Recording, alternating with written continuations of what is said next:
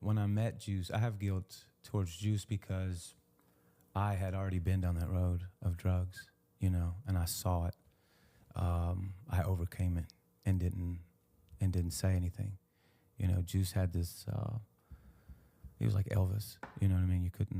You couldn't tell him, or people were scared to tell him more so. You know what I mean? In fear that they wouldn't be there anymore.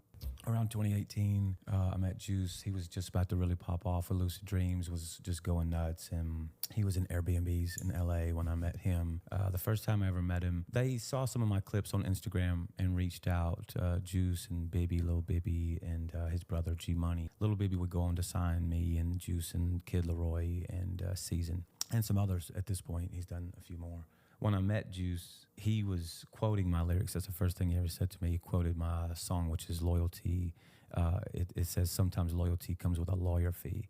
And he said, hey, sometimes loyalty comes with a lawyer fee. And I'm like, yeah, and that was like our first interaction. And then after he said that, he was on a dirt bike that was like not cranked. And after he said that, he then cranked it and then was like trying to walk it and didn't really know even how to ride it, but he was still trying to walk it. And I just thought, this dude he's insane.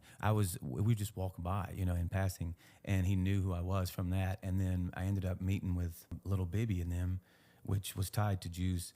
And he was, the first day I met him, he was standing on a kitchen island popping champagne bottles, Tentacion.